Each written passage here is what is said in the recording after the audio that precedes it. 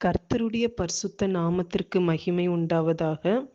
யோவான் 14ஆம் அதிகாரம் 15ஆம் வசனம். நீங்கள் என்னிடத்தில் அன்பாயிருந்தால் என் கற்பனைகளை கைக்கொள்ளுங்கள். இயேசு கிறிஸ்து இந்த வசனத்திலே சொல்லுகிற காரியம், நாம் அவரிடத்தில் அன்பாயிருந்தால் அதை எப்படியாக அது வெளிப்படும் என்று சொல்கிறார்னா, அவருடைய கற்பனைகளை நம்மளை கை கொள்ள சொல்லுகிறார். ஹல்லேலூயா. அடுத்ததாக நம்ம பார்த்தோம்னா, கர்த்தர்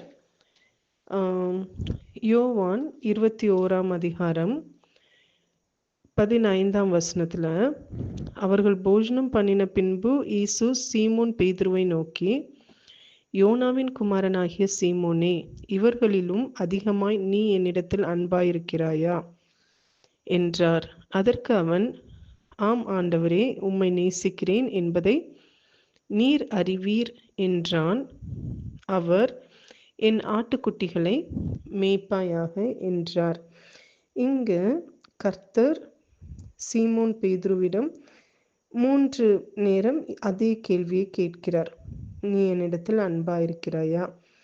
3 நேரமும் அவர் ஆம் ஆண்டவரேன்னு சொல்றாரு. அப்போ கர்த்தர் அவருக்கு கொடுக்கிற பதில் நீ என் ஆட்டுக்குட்டிகளை மேய்ப்பாயாக. அப்போ கர்த்தர் பேதுருவுடைய வாழ்க்கையிலே வைத்திருந்த ஒரு அழைப்பு திட்டத்தை வெளிப்படுத்தி கொடுக்கிறார்.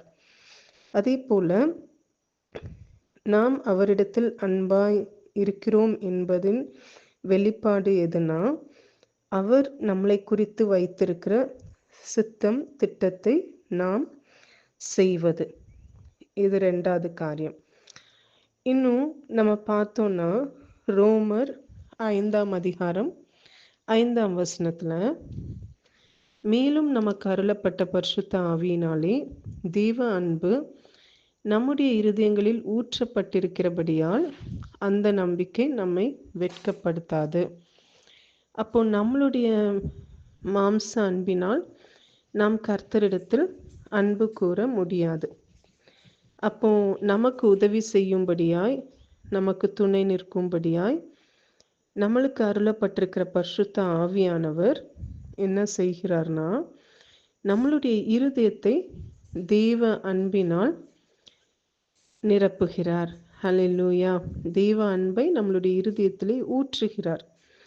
அப்போ எப்போ தேவ அன்பு நம்மளுடைய இருதயத்திலே ஊற்றப்படும் அப்படின்னு பார்க்கும் பொழுது, நம்மளுடைய இருதயத்தை பரிபூர்ணமாய் தேவனுக்கு நம்மளை விட்டு கொடுக்கும் பொழுது, ஒப்பு கொடுக்கும் போது, அர்ப்பணிக்கும் பொழுது, நம்ம இருதயத்தில் இருக்கிற பொல்லாப்பை விட்டுவிட நாம் தேவனுடைய ஒத்தாசையை நாடி சுத்திகரிக்கப்பட்ட ஒரு இருதயமாய் இருக்கும் பொழுது, தேவனிடத்தில் ஆண்டவரே உங்க அன்பினால் என்னை நிரப்புங்க என்று கேட்கும் பொழுது, பரிசுத்த ஆவியானவர் நம் இருதயத்தை தேவ அன்பினால் நிரப்புகிறார்.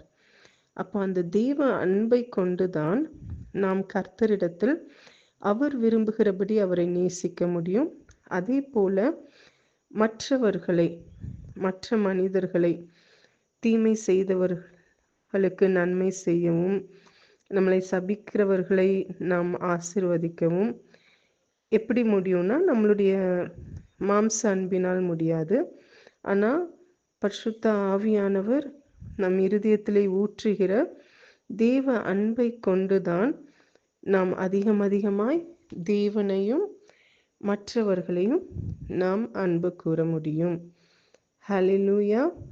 God bless you.